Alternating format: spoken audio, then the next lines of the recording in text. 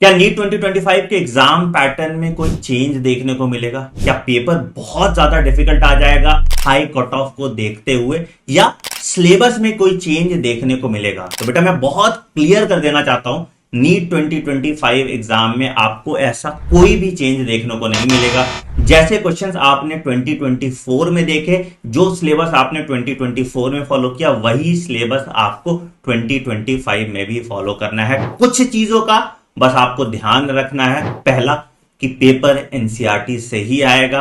आपको बस efficient practice करके अपना रिवीजन इस तरीके से करना है कि एग्जाम में आपको सारे देखे हुए क्वेश्चन मिले।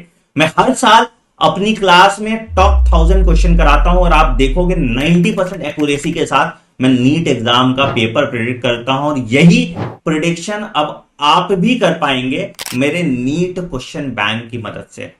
हमने लगभग 10,000 सवाल आपके लिए बनाए हैं बायोलॉजी के, लगभग 5,000 सवाल केमिस्ट्री के, और लगभग 5,000 सवाल फिजिक्स के आपके लिए बनाए गए हैं। ये सभी सवाल एक एक एनसीईआरटी लाइन से निचोड़ के बनाया गया है, और इसमें हर तरह के क्वेश्चन का ध्यान रखा गया है, चाहे वो स्टेटमेंट बेस्ड क्वेश्चन हो, चाहे वो असर्शन रीजन क्वेश्चन हो, चाहे वो मैच द फॉलोइंग हो, चाहे वो डायग्राम बेस्ड क्वेश्चन हो। हर तरह के क्वेश्चन का एक प्रॉपर ब्लेंड आपको मिलता है। इन किताबों का फॉर्मेट हमने कुछ इस तरीके से रखा है कि सबसे पहले आपको टॉपिक वाइज क्वेश्चन सॉल्व करने को मिलते हैं, और जब आप पूरा चैप्टर कंप्लीट कर लेते हो तो हम एक चैप्टर वाइज मॉक टेस्ट भी कराते हैं आपका। इन सभी क्वेश्चन के डिटेल्ड आंसर की और सॉल्यूशन आपको हमारी किताब में मिल जाती है, और साथ ही साथ आप हमारे फंडा बॉक्स ऐप पे इनका वीडियो सॉल्यूशन और इन ऐप प्रैक्टिस भी कर सकते हैं अगर आप कहीं ट्रैवल कर रहे हैं और अपनी किताब भूल जाते हैं तो। इन किताबों के साथ आप अगर हमारा पीवाईक्यू और एग्जाम्पलर का कॉम्बो भी परचेज कर लेते हैं तो आपकी पूरी प्रैक्टिस की जिम्मेदारी हमारी हो जाती है। मतलब आपने चैप्टर वाइज टेस्ट दिया, आपने टॉपिक वाइज क्वेश्चन किए, आपने पीवाईक्यू किया, आपने एग्जाम्पलर किया, और इसके बाद आप नीट एग्जाम देने जाएंगे तो सारे क्वेश्चन आपको देखे हुए मिलेंगे। ये एफिशिएंट क्वेश्चन सीरीज हमने आपके लिए बनाई है ताकि आपका टाइम वेस्ट ना हो इररिलेवेंट सवाल करने में, और एग्जैक्टली जहां से पेपर बन सकता है उन सभी टॉपिक को कवर करके एक कैप्सूल के फॉर्म में एक प्रैक्टिस क्वेश्चन सेट आपके लिए बनाया गया है। तो फटाफट नीचे दिए गए लिंक पे क्लिक कीजिए और आज ही इस बुक की मदद से अपनी नीट 2025 की जर्नी में चार चांद लगा लीजिए। All the best. Hello everybody, कैसे हैं आप? तो आज की इस वीडियो में बच्चा हम डिस्कस करेंगे आपका चैप्टर द लिविंग वर्ल्ड के क्वेश्चन बैंक। तो हमारे पास क्वेश्चन बैंक में दो तरीके के क्वेश्चंस होने वाले हैं, एक टॉपिक वाइज और एक एग्जाम ट्रिप। अगर आपने कोई पर्टिकुलर टॉपिक कंप्लीट किया तो उसके बाद आप इस टॉपिक के क्वेश्चंस को डीबीपी की तरह ले सकते हैं। आपको पता चल जाएगा आपको टॉपिक कितना स्ट्रॉन्ग हुआ है, और जब पूरा चैप्टर कर लोगे तो एक रैंडम सेट ऑफ क्वेश्चंस आपके पास होते हैं एग्जाम ट्रिल के, आप वो ट्राई कर सकते हैं। तो फिलहाल हम अब कर रहे हैं आपके पास जो topic wise multiple choice question है, तो उसमें पहला टॉपिक हमारे पास इस चैप्टर में आता है diversity in the living world.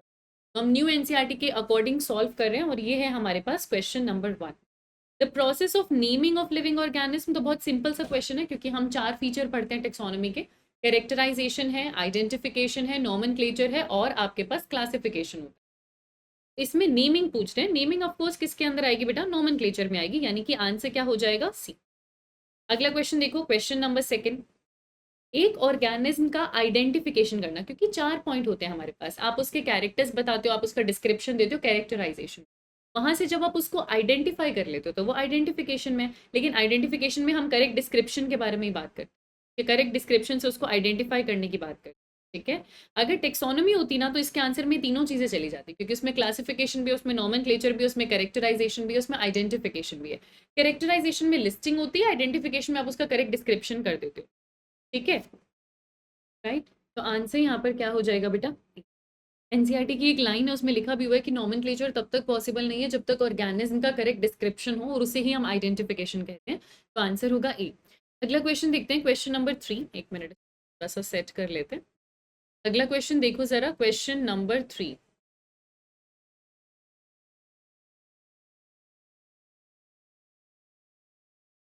क्या कह रहे हैं क्वेश्चन हमें? आईसीबीएन की फुल फॉर्म बतानी बेटा। ये वो ऑर्गेनाइजेशन है जो प्लांट के नोमेनक्लेचर के लिए रिस्पॉन्सिबल होता है। इसमें आ जाएगा international code for botanical nomenclature. ना, इंडियन नहीं है इसलिए हटा दीजिए इसको, ठीक है। ये इंटरनेशनल कोड है फॉर बॉटनिकल नॉमेनक्लेचर। क्या दो ऑप्शन सेम है हमारे पास? ये भी अच्छा ये सेंटर है, सेंटर नहीं होगा, कोड है, international code for botanical nomenclature, तो आंसर हो जाएगा डी। ठीक है, तो आंसर यहाँ पर क्या हो जाएगा हमारे पास? डी। अगला क्वेश्चन देखते हैं, क्वेश्चन नंबर 4। आपको यहाँ पे करेक्ट स्टेटमेंट बताना है साइंटिफिक नेम्स के बारे में। साइंटिफिक नेम इंश्योर करते हैं कि हर ऑर्गेनिज्म का सिर्फ एक ही नाम हो, बिल्कुल ठीक बात है। उसमें description of an organism should enable the people to arrive at the same name, मतलब नाम कहीं ना कहीं डिस्क्रिप्शन से भी एसोसिएटेड हो जाएगा। They ensure that such a name has not been used for any other organism, इस बात का भी ध्यान रखा जाता है कि ना तो किसी और ने यूज किया और सब उसके डिस्क्रिप्शन से उस नाम तक पहुंच पाए, उसको समझ पाए। सारी स्टेटमेंट एकदम ठीक है, बिल्कुल इन चीजों का ध्यान रखा जाता है, तो फोर्थ का आंसर भी क्या हो जाएगा? डी। अगला क्वेश्चन देखो, question number 5। The system of providing a name with two components, इसे ही तो हम बाइनोमियल नोमेनक्लेचर बोलते हैं। अगर हम वैरायटी का भी नाम लिखें तो वो ट्राइनोमियल में आएगा। ट्राइनोमियल उतना कॉमन नहीं है, हम सिर्फ दो कंपोनेंट्स की बात करते हैं, एक जेनेरिक नेम और एक स्पेसिफिक एपिथेट, तो ये बाइनोमियल नोमेनक्लेचर में आ जाएगा, आंसर होगा बी। अगला क्वेश्चन देखते हैं, naming system which is practiced by biologists all over the world was given by Carolus Linnaeus। Nomenclature की अगर हम बात करें तो मेजॉरिटी ऑफ नेम, वैसे भी हम इसकी discovery, father of taxonomy, father of nomenclature, ये सब हम कैरोलस लीनियस को देते हैं। तो बुक्स लिखी थी उन्होंने, सिस्टमा नेचुरा और स्पीशीज प्लांटेरम, बहुत सारे प्लांट्स और एनिमल्स का नोमेनक्लेचर उन्होंने वहीं कर दिया था, तो ये जो है क्रेडिट जाएगा कैरोलस लीनियस। क्वेश्चन नंबर 7 देखो जरा, select correctly written scientific name of mango, है ना, which was first describe by Carolus Linnaeus. तो आपको करेक्ट नेम देना है, ऐसा क्वेश्चन हमने PYQ में भी देखा था। तो देखो सबका M कैपिटल है, यहाँ पर तो कोई दिक्कत की बात नहीं है। सबका सेकेंड लेटर स्मॉल है, यहाँ पे भी कोई दिक्कत की बात नहीं है। दूसरा, अगर हैंड रिटन है तो अंडरलाइन होना चाहिए, प्रिंटेड है तो इटैलिक्स होना चाहिए। तो यहाँ पर तो आपको इटैलिक्स वैसे भी एक ही ऑप्शन में मिल रहा है, वहां से भी इसका आंसर कर सकते हैं, और आंसर आपके पास क्या हो जाएगा? बी। अगला क्वेश्चन देखते हैं, क्वेश्चन नंबर 8। मैंजीफेरा इंडिका लिन में स्पेसिफिक एपिथेट क्या है? तो जो पहला नाम होता है वो जीनस का होता है, जो सेकंड नाम होता है वो स्पेसिफिक एपिथेट होता है। तो इंडिका आपके पास स्पेसिफिक एपिथेट हो जाएगा, आंसर यहाँ पर फिर से क्या हो जाएगा? बी। 9, आपको इनकरेक्ट स्टेटमेंट बताना है रूल्स ऑफ नोमेनक्लेचर के बारे में। बायोलॉजिकल नेम लैटिन में लिखे जाते हैं, हाँ लैटिन या ग्रीक, क्योंकि वो दोनों डेड लैंग्वेजेस हैं। जो पहला वर्ड होता है बायोलॉजिकल नेम का वो एक जीनस का नाम होता है, जो सेकंड कंपोनेंट होता है वो स्पेसिफिक एपिथेट होता है, बिल्कुल ठीक बात है। अगर आप हाथ से लिखोगे तो दोनों वर्ड्स को सेपरेटली अंडरलाइन करना, ठीक है। Both the words of biological name start with the capital letter, नहीं। जो जेनेरिक नेम होता है जैसे मैंजीफेरा था वो आप कैपिटल लेटर से स्टार्ट करोगे, पर जो आपका दूसरा वर्ड होता है स्पेसिफिक एपिथेट वो स्मॉल लेटर से स्टार्ट होता है, वो आई से स्टार्ट। तो ये आपके पास इनकरेक्ट हो जाएगा और आंसर आपके पास क्या आएगा? डी। अगला क्वेश्चन देखते हैं, क्वेश्चन नंबर 10। इसमें से कौन सा ICBN के रूल्स के अगेंस्ट है? ठीक है, international code for botanical nomenclature, ये वो ऑर्गेनाइजेशन है जिसने हमें प्लांट्स की नोमेनक्लेचर करने में मदद की। तो यहाँ पे अच्छा, हैंड रिटन साइंटिफिक नेम को आपको अंडरलाइन करना पड़ेगा, जी हाँ आपको करना पड़ेगा। Every species should have a generic name and a specific epithet, तभी तो उसे बाइनोमियल नोमेनक्लेचर कहोगे। साइंटिफिक नेम आप लैटिन में लिखते हो और इटैलिक्स में लिखते हो ताकि वो बाकी टेक्स्ट से अलग दिखाई दे। जेनेरिक और स्पेसिफिक नेम दोनों की स्टार्ट स्मॉल लेटर से होती है, नहीं बेटा, जेनेरिक नेम की स्टार्ट कैपिटल लेटर से होती है, स्पेसिफिक एपिथेट की स्टार्ट स्मॉल लेटर से होती है। तो ये मेरे पास इनकरेक्ट हो जाएगा, मुझसे इनकरेक्ट ही पूछा है, आंसर हो जाएगा डी। अगला क्वेश्चन देखते हैं बेटा, question number 11। Biological names are generally written in, तो ये भी रूल हो गया, ये भी हम जानते हैं कि आप जनरली अकॉर्डिंग टू एनसीईआरटी, देखो वैसे तो डेड लैंग्वेजेस यूज करते हैं, ग्रीक और लैटिन दोनों डेड है, पर हम एनसीईआरटी को फॉलो करेंगे, और एनसीईआरटी हमें क्या बता रही है कि लैटिन लैंग्वेजेस यूज हुई थी, one of the dead language. तो आंसर यहाँ पर क्या हो जाएगा? बी। आगे देखो जरा, क्वेश्चन नंबर 12 क्या कह रहे हैं question. The process by which organism are grouped into convenient category based on some easily observable character. तो जिस प्रोसेस से आप कैटेगरीज में उनको क्लासीफाई कर रहे हो, सीधी सी बात है, हम किसकी बात करें? क्लासिफिकेशन की। आप कुछ रूल्स, कुछ फीचर्स को देख के अगर उनको अलग अलग कैटेगरीज में रख पा रहे हो, मतलब आप उनका क्लासिफिकेशन कर रहे हो, आंसर हो जाएगा सी। अगला क्वेश्चन देखो, scientific term used for the categories of organism to study them, taxa. Taxa जो है, मतलब देखो वैसे तो आप उनको कैटेगरीज में रखते हो, साइंटिफिक टर्म जो आप कैटेगरीज के लिए यूज करते हो या रैंक के लिए यूज करते हो उसे हम टैक्सा कहते हैं।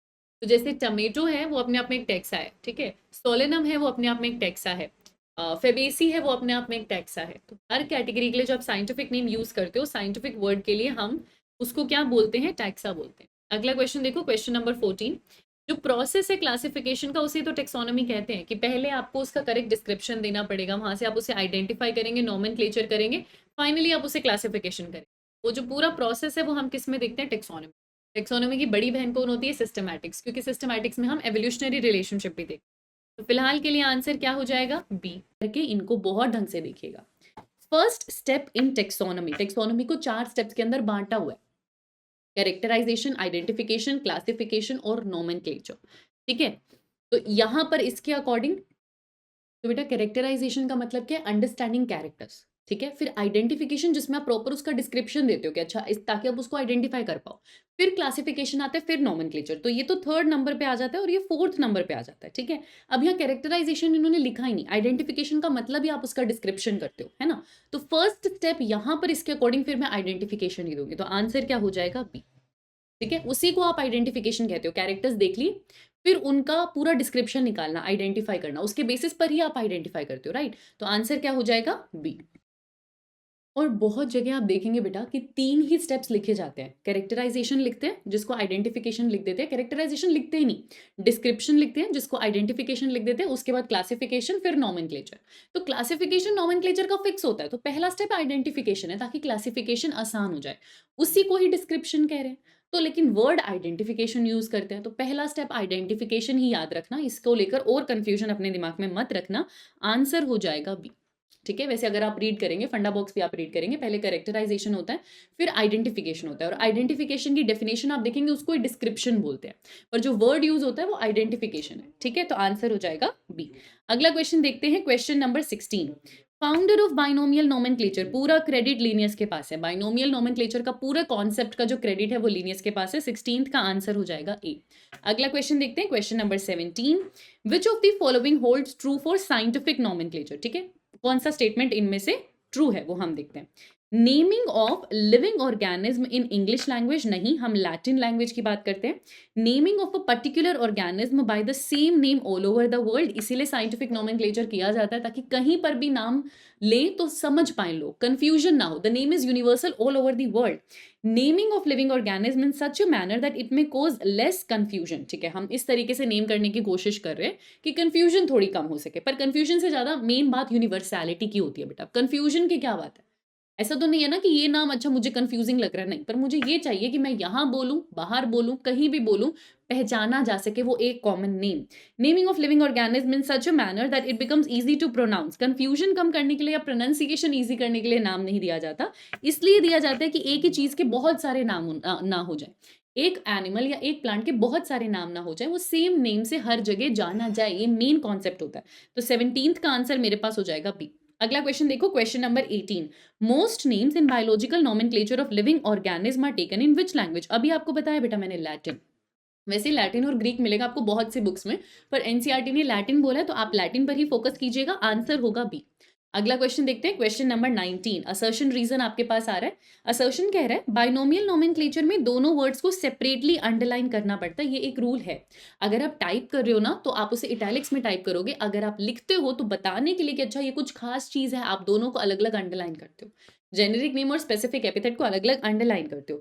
अंडरलाइनिंग बताता है लैटिन ओरिजिन के बारे में, बिल्कुल सही बात है कि ये कुछ नॉर्मल टेक्स्ट नहीं है, पैराग्राफ नहीं है, ये लैटिन ओरिजिन से आया हुआ नेम है, तो हम उसको सेपरेटली अंडरलाइन करते हैं, वो लैटिन ओरिजिन के बारे में बताता है। ठीक है, और इसीलिए अंडरलाइन करते हैं बताने के लिए कि अच्छा ये लैटिन ओरिजिन से आए, ये वर्ड्स एग्जैक्टली एनसीईआरटी में है, तो ये बात है भी सही और ये इसका करेक्ट एक्सप्लेनेशन भी है। तो आंसर आपके पास क्या हो जाएगा 19th का ए। अगले क्वेश्चन पे चलते हैं, question number 20।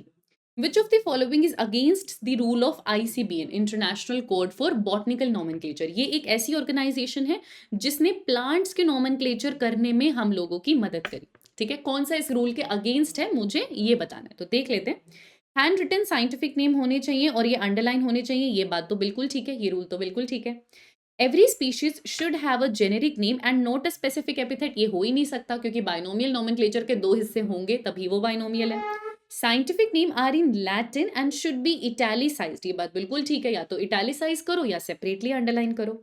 Generic and specific names should be written starting with small letters, ये गलत है बेटा, जब जेनेरिक नेम लिखोगे वो कैपिटल से स्टार्ट होगा, स्पेसिफिक वाला स्मॉल से, यही पढ़ा है हमने। तो फर्स्ट भी गलत हो गया, फोर्थ भी गलत हो गया, सॉरी सेकंड भी गलत हो गया, फोर्थ भी गलत हो गया, आंसर हो जाएगा डी। तो 20 का आंसर मेरे पास आएगा डी। अगला क्वेश्चन देखिए, question number 21। Based on the characteristics, all living organism can be classified into different taxa. इस प्रोसेस ऑफ क्लासिफिकेशन को ही टेक्सोनॉमी कहते हैं। बेसिक कैरेक्टर्स देखना और उसके बेसिस पर ऑर्गेनिज्म को क्लासिफाई करना, उसे ही हम टेक्सोनॉमी कहते हैं, जिनके स्टेप्स में मेरे पास कैरेक्टराइजेशन, आइडेंटिफिकेशन, क्लासिफिकेशन और नोमेनक्लेचर आता है। यही मेजर क्रक्स है इस पोर्शन का, ठीक है। तो आंसर क्या आएगा आपके पास? टी। अगला क्वेश्चन देखते हैं, क्वेश्चन 22। आपके पास 3 स्टेटमेंट दिए हुए हैं और आपको इनकरेक्ट बताना है। सर्कल कर लिया ताकि मेरे दिमाग को याद रहे कि मुझे गलत बताना है, मैं गलती ना करूं, सिली मिस्टेक ना करूं। Nomenclature is only possible when the organism is describe correctly. बिना डिस्क्रिप्शन के ना तो क्लासिफिकेशन होगा ना नोमेनक्लेचर होगा, तो ये बात तो बिल्कुल ठीक है। मुझे इनकरेक्ट बताना है। Binomial nomenclature RH. विटिकर ने दिया था? नहीं, उन्होंने हमें 5 किंगडम क्लासिफिकेशन दिया था। बाइनोमियल नोमेनक्लेचर तो लीनियस ने दिया था।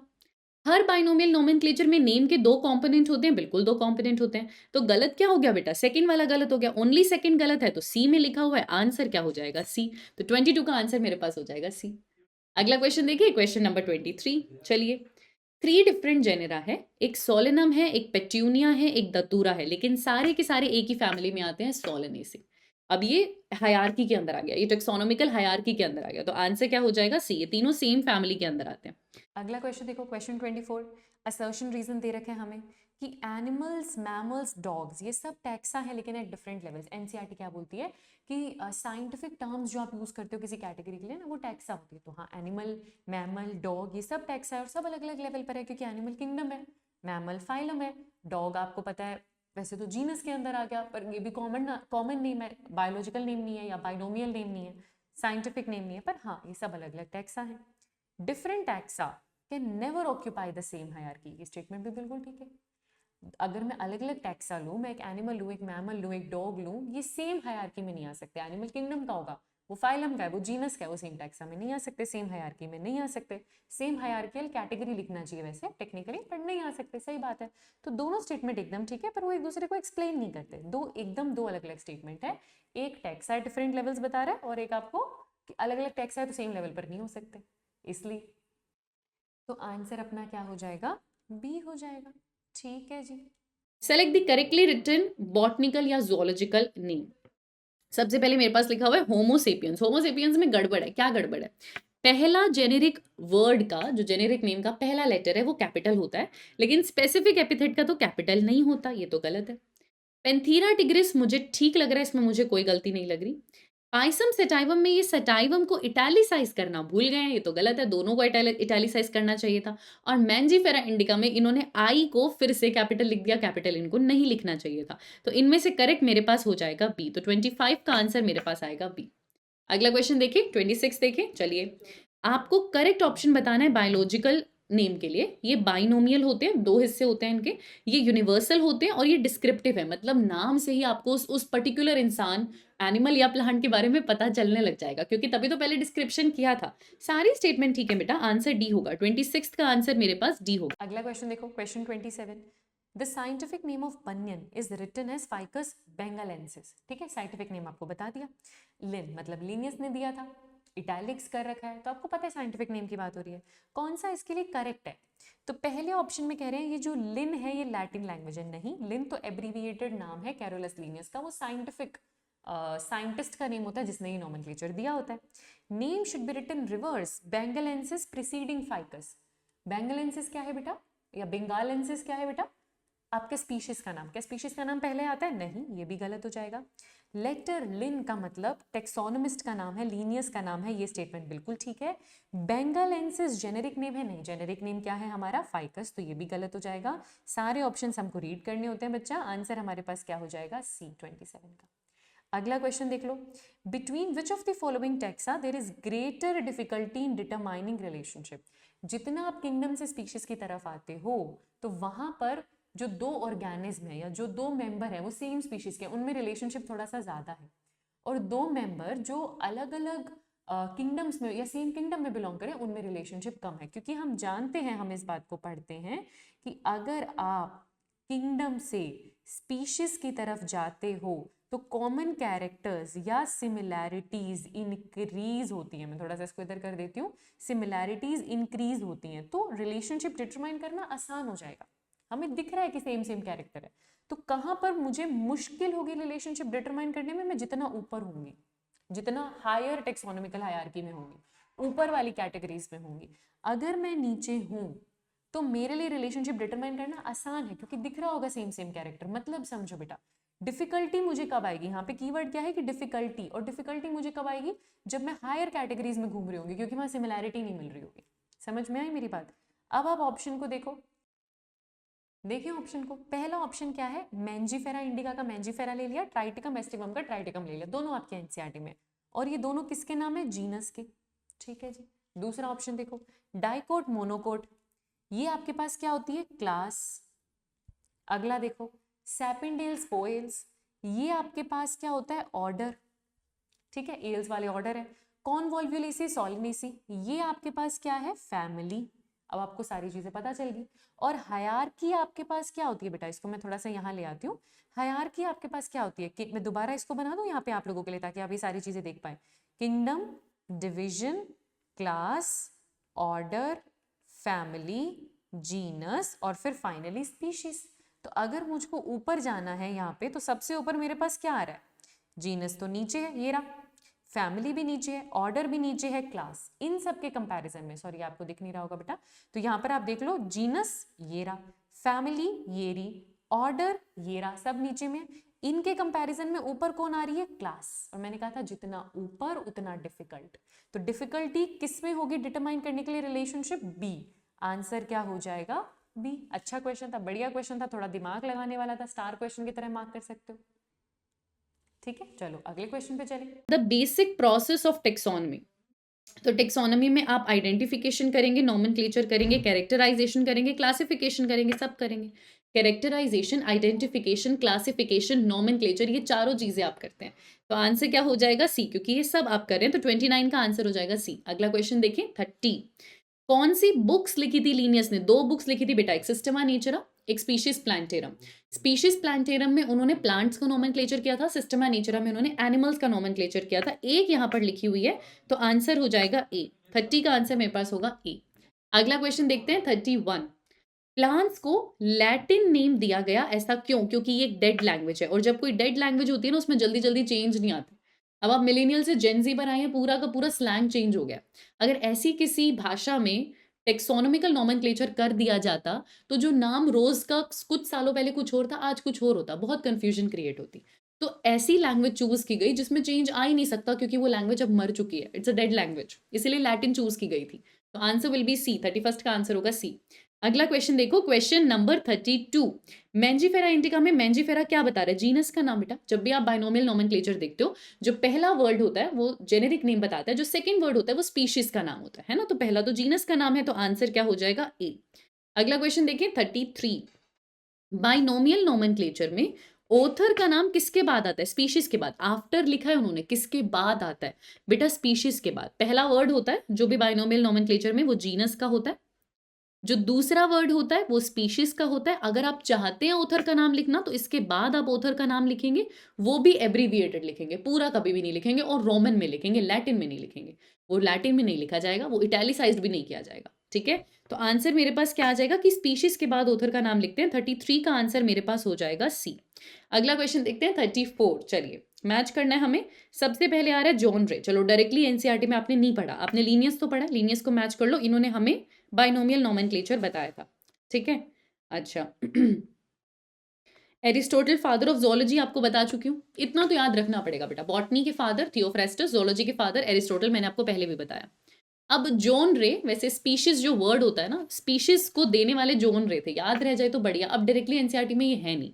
इस क्वेश्चन को मैं एक बार यहाँ पर कट लगा रही हूँ। क्यों लगा रही हूँ, क्योंकि अब क्या हो गया है, एनटीए बहुत ज्यादा एनसीईआरटी बेस्ड क्वेश्चन पूछता है, थोड़ा भी इधर उधर नहीं करता। पहले इस चैप्टर से ऐसे क्वेश्चन बनते थे, तो कुछ कुछ साइंटिस्ट के नेम ज्यादा याद करवाए जाते थे। तो अगर आपको ये बात याद रह जाती है कि स्पीशीज देने वाले, स्पीशीज नाम देने वाले जॉन रे थे, तो अच्छी बात है, नहीं तो कोई बात नहीं। ठीक है, और जूलियन हक्सली ने एक न्यू सिस्टम ऑफ क्लासिफिकेशन दिया था, इन्होंने हमें न्यू सिस्टमैटिक्स दिया था। ये चीजें पहले पढ़ाई जाती थी बेटा। ठीक है, इन्होंने हमें एक और तरीका बताया था क्लासिफिकेशन करने का, सिस्टमैटिक्स के बाद इन्होंने हमें नियो सिस्टमैटिक्स दिया था। और रही बात जॉन रे की, तो जॉन रे ने स्पीशीज को पहली बार यूनिट ऑफ क्लासिफिकेशन, स्पीशीज बताने वाले, स्पीशीज नाम देने वाले, ये सब कुछ जॉन रे ने किया था। मान लेते हैं आपको ना तो जॉन रे के बारे में पता था, ना आपको जूलियन हक्सली के बारे में पता था। लीनियस ने बाइनोमियल नोमेनक्लेचर दिया, ये तो पता था। है ना। तो बी में आपको पता था कि बी का 4 है, आप उससे भी कर पा रहे हैं ये क्वेश्चन। तो ऐसा नहीं है कि आप ये कर नहीं पाएंगे, और ये क्वेश्चन आए तो इसे आउट ऑफ एनसीईआरटी भी नहीं माना जाएगा, क्योंकि आप एक से भी आंसर सॉल्व कर पा रहे हैं, और जिस एक से आप इस आंसर को सॉल्व कर पा रहे हैं ना, वो एनसीईआरटी में है। तो आप तब ये भाग नहीं पाएंगे कि ये तो एनसीईआरटी में नहीं था। जितना हो सके ऐसी चीजें याद कर लो, ठीक है। तो 34 का आंसर क्या होगा? डी। फिर भी मैंने एक छोटा सा कट लगा दिया उन बच्चों के लिए जिनको लगे कि यार ये कहाँ से आ गया, एनसीईआरटी में नहीं है पर सॉल्व हो सकता है। अगला क्वेश्चन देखिए, क्वेश्चन नंबर 35। क्या कह रहे हैं क्वेश्चन 35 हमें? आपको बताने बेटा कौन कौन से करेक्ट है। Classification is provision of standardised names to the organisms such that particular organism is known by same all over the world. भी सेम नाम से वो जाना जाए, उसे क्लासिफिकेशन नहीं, उसे नोमेनक्लेचर कहते हैं। ये तो गलत है बच्चे। Taxonomy is the correct description of an organism and recognition in its scientific name. Description ना, करेक्ट डिस्क्रिप्शन देना ना, उसे आइडेंटिफिकेशन कहते हैं। कैरेक्टराइजेशन के बाद जब आप करेक्ट डिस्क्रिप्शन देते हो किसी चीज़ का ताकि उसको रिकॉग्नाइज किया जा सके, उसे टेक्सोनमी नहीं कहते, उसे आइडेंटिफिकेशन कहते हैं, ठीक है। तीसरा स्टेटमेंट क्या लिखा हुआ है? System of naming with 2 components यानी कि बाइनोमियल नोमेनक्लेचर, वो कैरोलस लीनियस ने दिया था, ये बात तो ठीक है। Zoological names are based on international code for zoological nomenclature यानी ICZN, ये भी ठीक है बेटा, ये भी ठीक है। याद रखना एनसीईआरटी ना करेक्ट डिस्क्रिप्शन को आइडेंटिफिकेशन के अंदर लिखती है, पूरी टेक्सोनमी के अंदर नहीं। Correct description is identification. NCERT wording पे बात कर रही हूँ मैं, ठीक है। और पहला तो गलत है ही, क्योंकि नेमिंग को नोमेनक्लेचर कहते हैं, क्लासिफिकेशन नहीं। नेम करना इसको नोमेनक्लेचर कहते हैं, क्लासिफिकेशन नहीं। तो करेक्ट तो 3 और 4 ही हो गया, और 3 और 4 मुझे ऑप्शन बी में दिया हुआ है, तो 35 का आंसर ऑप्शन बी होगा, ठीक है। अगले क्वेश्चन पे चले, क्वेश्चन नंबर 36 देखो जरा। असर्शन रीजन है, साइंटिफिक नेम फॉर प्लांट्स कौन स्टैंडर्डाइज करता है? ICBN, international code for botanical nomenclature, बिल्कुल ठीक बात है। नेमिंग सिस्टम जिसमें 3 वर्ड फॉर्मेट यूज होता है, वो लीनियस ने दिया था बेटा, नहीं। 3 word format is trinomial nomenclature, लेकिन लीनियस ने मुझे दिया था बाइनोमियल नोमेनक्लेचर। तो असर्शन ठीक है, लेकिन रीजन गलत है, आंसर हो जाएगा सी। तो 36 का आंसर मेरे पास होगा सी। अगला क्वेश्चन देखते हैं 37। Linnaeus insisted that scientific name should be Latinized. उन्होंने कहा था कि लैटिन में लिखो, लैटिन डेड लैंग्वेज है ना। This gives beauty to the name, ऐसा उन्होंने इसलिए कहा कि नाम और सुंदर लगे, नहीं बेटा, लैटिन डेड लैंग्वेज है इसीलिए यूज किया था। तो आंसर क्या होगा? Assertion true, reason false. 37 का आंसर होगा सी। अगला क्वेश्चन देखते हैं, question number 38। Systematics is an important branch of biology, बिल्कुल। सिस्टमैटिक्स में टेक्सोनॉमी के साथ साथ, जो टेक्सोनॉमी करने के लिए आपने चीज़ें यूज़ की थी, उसके साथ साथ आप डाइवर्सिटी और एवोल्यूशनरी रिलेशनशिप्स को भी स्टडी करते हैं। Systematics name the organism and divide them into groups and sub groups according to the set rules to make their study easy. बिल्कुल, देखो सिस्टमैटिक्स में टेक्सोनॉमी वाला तो सब कुछ हो रहा है, तो आप इसके अकॉर्डिंग ऑर्गेनिज्म को नाम भी देंगे, आप उन्हें ग्रुप्स में भी डिवाइड करेंगे, मतलब आप क्लासिफिकेशन भी करेंगे, उसके अंदर जितनी भी यूनिट्स आ रही हैं आप उनको क्लासिफाई करेंगे, प्रॉपर रूल्स बने हुए हैं उनके अकॉर्डिंग आप करेंगे ताकि स्टडी इजी हो सके। बिल्कुल, क्योंकि सिस्टमैटिक्स में टेक्सोनॉमी की ही बहन होती है बेटा, टेक्सोनॉमी वाली सारी चीज़ आप सिस्टमैटिक्स में भी करते हो, चाहे क्लासिफिकेशन करनी है, चाहे नेमिंग करनी है। और हाँ, सिस्टमैटिक्स एक इंपॉर्टेंट ब्रांच है क्योंकि ये स्टडी ईजी बनाती है। तो ठीक है, ये इस चीज़ को कहीं ना कहीं करेक्टली एक्सप्लेन भी कर रही है, आंसर ए होगा। 38 का आंसर आपके पास ए होगा, ठीक है। अगला क्वेश्चन देखिए, क्वेश्चन नंबर 39, जिसके साथ हम एंट्री करें टेक्सोनॉमी कैटेगरीज के अंदर, ठीक है। 39 क्वेश्चन मुझे क्या कह रहा है? In the taxonomic categories which of the following category note comes under taxonomic category. तो आपके पास होता है kingdom, division, class, order, family, genus, species, ये सब आपके पास होता है। आपके पास एक टेक्सोन नहीं होता। Scientific name for a category या scientific name for a rank, उसे हम टेक्सोन कहते हैं, पर टेक्सोन अपने आप में कैटेगरी नहीं। हर कैटेगरी टेक्सोन है, हर साइंटिफिक नेम एक टेक्सोन है, पर वो एक कैटेगरी नहीं है, ठीक है। तो आंसर क्या हो जाएगा? बी। 39 का आंसर क्या हो जाएगा? बी। अगला क्वेश्चन देखते हैं 40। Which one of the following belongs to family Poaceae. Poaceae में वीट आता है, ये टेबल में दिया हुआ है आपको, ये टेबल में दिया हुआ है आपको बेटा। फायर फ्लाई हो गया, ग्रास होपर हो गया, कॉकरोच हो गया, ये सब इंसेक्टा को बिलोंग करते हैं, ये सब इंसेक्टा को बिलोंग करते हैं। आर्थ्रोपोडा फाइलम में क्लास इंसेक्टा के अंदर आते हैं, ठीक है, क्लास इंसेक्टा के अंदर आते हैं। अच्छा, इनकी फैमिली का डिस्क्रिप्शन आपको ज़्यादा नहीं मिलेगा, लेकिन हाँ जो टेबल दिया हुआ एनसीईआरटी में वहाँ पर उन्होंने वीट की फैमिली पोएसी बताई है, तो 40 का आंसर हो जाएगा ए। अगला क्वेश्चन देखते हैं 41। ईच जीनस में हैव वन और more than one specific epithet. एक जीनस में बहुत सारी स्पीशीज आ सकती हैं, रिप्रेजेंटिंग डैश ऑर्गेनिज्म। जब आप बोल रहे हो वन और more than one specific epithet, यानी आप मेनी स्पीशीज की बात कर रहे हो, यानी आप मेनी स्पीशीज की बात कर रहे हो, मोर देन वन स्पीशीज कह रहे हो ना बेटा। तो मेनी स्पीशीज सेम ऑर्गेनिज्म तो नहीं होगी, है तो वो डिफरेंट ऑर्गेनिज्म, तो दो ऑप्शन तो मैं हटा दूं क्योंकि अलग अलग स्पीशीज अलग अलग organism, but having dash similarity. जब आप एक जीनस के अंदर आने वाली स्पीशीज की बात करते हो, एक जीनस में आने वाली सारी स्पीशीज की बहुत हद तक मॉर्फोलॉजिकल सिमिलैरिटी होती है, और मॉर्फोलॉजिकल ही होती है, उतनी ज्यादा नहीं है कि एनाटॉमिकल भी हो, एनाटॉमिकल भी हो, मॉर्फोलॉजिकल होती है दिखने में। जैसे Panthera leo, Panthera tigris, Panthera pardus, lion, tiger, leopard, बहुत हद तक मॉर्फोलॉजिकल सिमिलैरिटी है। तो ये होते अलग अलग ऑर्गेनिज्म हैं, लेकिन इनमें बहुत सारी मॉर्फोलॉजिकल सिमिलैरिटी होती है। 41 का आंसर होगा डी। अगला क्वेश्चन देखते हैं 42। Which of the following is less general in characters as compare to genus. ऐसे क्वेश्चन में बच्चे बहुत कंफ्यूज होते हैं। देखो, आपको ना पहली बात तो हायरार्की आनी चाहिए। किंगडम, मैं एक बार यहाँ पर लिख रही हूँ क्योंकि अब मुझे पता है ऐसे क्वेश्चन बहुत आने वाले हैं, तो एक बार समझ लो तो ईजी हो जाएगा। किंगडम, डिवीजन, डिवीजन को ही आप एनिमल्स के लिए फाइलम बोलते हो, क्लास, ऑर्डर, फैमिली, जीनस और स्पीशीज, ये हायरार्की है, हाई टू लो। अगर मैं किंगडम से स्पीशीज की तरफ जाती हूं तो याद रखना कैरेक्टर्स लेस जनरल होते जाते हैं, क्योंकि अब मैं एक स्पीशीज की बात करूंगी, उसके बहुत स्पेसिफिक कैरेक्टर है, तब मैं जनरल कैरेक्टर्स की बात नहीं कर पाऊंगी, तो कैरेक्टर्स मोर स्पेसिफिक होते जाएंगे। ठीक है, अब मैं ये नहीं कह सकती भाई कि एक इस स्पीशीज के अंदर आने वाले सब लोगों के कान होते हैं, ऐसे नहीं कह सकती मैं। जब मैं एक किंगडम में मान लो एनिमल्स की बात करूं, एनिमेलिया किंगडम की बात करूं, तो मैं बहुत जनरली कह सकती हूँ कि ये सब हेटेरोट्रॉफिक होते हैं। लेकिन जब मैं एक स्पीशीज की बात कर रही हूँ, मैं सिर्फ हम होमोसेपियंस की बात कर रही हूँ, तब मेरे को एक बहुत स्पेसिफिक कैरेक्टर कहना पड़ेगा कि होमोसेपियंस में सबके स्किन पर बाल होते हैं। तो जैसे जैसे आप स्पीशीज के पास आते हैं, आप स्पेसिफिक कैरेक्टर्स की बात करते हो। जब तक आप यहाँ पे रहते हो ना, मतलब ऊपर रहते हो हायरार्की में, तब कैरेक्टर ज्यादा से ज्यादा जनरल होते हैं।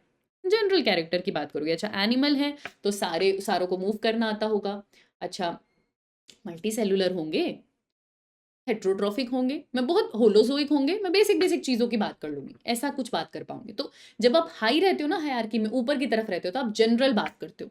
जब आप नीचे आ जाते हो ना, तब आप स्पेसिफिक हो जाते हो। अब क्वेश्चन आपसे क्या पूछ रहा है? Less general than species, less than general than genus, genus से जनरल कम।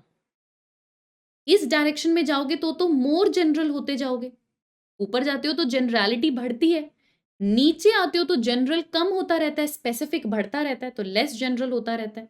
तो जीनस से कम जनरल कौन है? एक स्पीशीज ही तो है उसके नीचे, तो आंसर क्या होगा? ए। आई होप अब आपको ये चीज समझ में आ गई हो। ये बहुत डाउट सेशन में भी ये वाला क्वेश्चन मेरे पास बहुत आता है, और एक बहुत जनरल सा क्वेश्चन है ये, तो आंसर होगा ए। अब समझ में आया कैसे करते हैं इसको? अगला क्वेश्चन देखिए, question number 43। Tax on is a unit of taxonomy. जब आप टेक्सोनॉमी कर रहे हैं, आप क्लासिफिकेशन कर रहे हैं, तो बहुत सारी कैटेगरीज बना रहे हैं, वो हर कैटेगरी एक यूनिट है, उसी को आप टेक्सोन कहते हैं, जिसके स्पेसिफिक नाम दे रखे हैं, ऑर्डर भी, स्पीशीज भी, जीनस भी। तो 43 का आंसर मेरे पास क्या हो जाएगा? बी। 43 का आंसर मेरे पास क्या हो जाएगा? बी, है ना? यहाँ पे मैंने सही लिखा है ना? हाँ ठीक है। अगला क्वेश्चन देखते हैं, क्वेश्चन नंबर 44। चलिए, मैच द फॉलोइंग आया, मैच करते हैं। फैमिली, फैमिली ढूंढने का क्या तरीका है? सफिक्स ढूंढो, या तो सफिक्स में ई होगा या एसी होगा। यहाँ आपको ये ई मिल रहा है, होमिनिडी, हम लोगों की फैमिली है ना, तो ये एक फैमिली है। ऑर्डर ढूंढने का तरीका लास्ट में एल्स मिलता है ऑर्डर ढूंढने का तरीका लास्ट में एल्स मिलता है, लेकिन यहाँ पर दे नहीं रखा, तो यहाँ पर कोर्डेटा क्लास आ जाएगी। कोर्डेटा क्लास के अंदर ऑर्डर प्राइमेटा आता है। ये होमोसेपियंस वाला तो हमें पता है ना, एटलीस्ट हमारा तो हमें पता है, तो हम कंफ्यूजन में नहीं रहेंगे कि हमारे केस में फाइलम कॉर्डेटा है, क्लास मैमेलिया है, हमारी क्लास मैमेलिया होती है, हमारा फाइलम कॉर्डेटा होता है, और हमारा ऑर्डर प्राइमेटा है, हमारी फैमिली होमिनिडी है। सब ह्यूमंस की बात हो रही है, ह्यूमन बीइंग की पूरी क्लासिफिकेशन की ये बात हो रही है, हमारी तो बात हो रही है ना, तो ये तो हम जानते हैं, राइट? तो आंसर मेरे पास क्या होगा? और ये टेबल में दिया हुआ है एनसीईआरटी में, याद रखना। तो दिस इज 3, 1, 4 एंड 2, यानी कि ए। तो 44 का आंसर मेरे पास होगा ए। मैं बहुत बार ऐसा करती हूँ कि मैथ सही करती हूँ पर नीचे गलत टिक लगा देती हूँ, और ऐसा मैं अपनी नीट की जर्नी में भी बहुत करती थी। तो मुझे बहुत, मैंने इसको इतना लिखा है मिस्टेक नोटबुक में कि अब मुझे पता है कि इस चीज़ पे मुझे रुकना है। जरूरी नहीं ना मैं सबके जैसी हूँ, तो ये चीज़ आप भी समझिए। मुझे पता है कि जब भी ऐसे क्वेश्चन आते हैं, मैं मैथ सही करती हूँ, मैं नीचे मार्क्स सही नहीं करती, तो मैं अक्सर रुक जाती हूँ। शांति से इस चीज़ को करती हूँ ताकि सिली मिस्टेक ना हो। अपनी गलती पहचानना सीखो बेटा, ठीक है? अगला क्वेश्चन करें, क्वेश्चन नंबर 45। चलो, Which one of the following animal is correctly matched with its particular taxonomic category? Okay. Tiger में जो टिग्रिस होती है वो एक स्पीशीज होती है, पेंथीरा टिग्रिस इसका पूरा नाम है, टिग्रिस स्पीशीज है, ठीक है। Cuttle fish cuttle fish Mollusca में आती है, मोलस्का क्लास नहीं होती बेटा, मोलस्का फाइलम होती है, पढ़ते हैं ना एनिमल किंगडम वाले चैप्टर में। ह्यूमंस में प्राइमेटा हमारी फैमिली नहीं है, हमारी फैमिली होमिनिडी है, प्राइमेटा हमारा ऑर्डर है, अभी देख के आए थे आप, ये भी गलत है, ये भी गलत है। हाउस फ्लाई की बात करोगे तो मस्का उसका ऑर्डर नहीं है, मस्का डोमेस्टिका उसका नाम होता है, जिसमें मस्का जेनेरिक नेम होता है, जेनेरिक नेम होता है, तो ये भी गलत है। तो करेक्ट तो बेटा यही हुआ कि टिग्रिस स्पीशीज होती है, तो 45 का आंसर हो जाएगा ए, ठीक है। चलो अगला क्वेश्चन देखिए 46। इसमें से कौन सा स्टेटमेंट स्पीशीज के बारे में इनकरेक्ट है? बेसिक यूनिट होती है ये, सबसे छोटी यूनिट होती है ये, रियल यूनिट होती है, बस आर्टिफिशियल नहीं होती। आंसर क्या हो जाएगा? सी। बहुत ही बढ़िया, बहुत ही सिंपल सा क्वेश्चन है। अगले क्वेश्चन पे चलते हैं, question number 47। Identify from the following the only taxonomic category that has real existence. बेटा स्पीशीज, ये तो याद रखना बहुत अच्छे से, बहुत सिंपल सी चीज है और बहुत अच्छे से याद रखना। रियल एग्जिस्टेंस मतलब अगर मैं आपको बोलती हूँ कि बेटा फाइलम है, फाइलम है पोरीफेरा, ठीक है, फाइलम है पोरीफेरा, मुझे पोरीफेरा ला के मेरे सामने रख के दिखाओ, तुम नहीं रख सकते, वो असल जिंदगी में नहीं है, वो एक क्लासिफिकेशन करने के लिए बनी हुई हेडिंग है कि अच्छा पोरीफेरा में स्पंजेस भी आती हैं ना, साइकन आ रहा है, स्पॉन्जिला आ रहा है, यू स्पॉन्जी आ रहा है, पर असल जिंदगी में पोरीफेरा तुम मुझे ला के नहीं दिखा सकते। मैं आपको बोल रही हूँ बेटा किंगडम है एनिमेलिया, ठीक है, मुझे ये एनिमेलिया नाम की किंगडम यहाँ ला के दो, मेरे टेबल पे रखो, तुम नहीं रख सकते। जीनस मैं तुम्हें बोलूं पेंथीरा ला के रखो यहाँ पे, तुम नहीं रख सकते। मैंजीफेरा ला के रखो यहाँ पे, तुम नहीं रख सकते।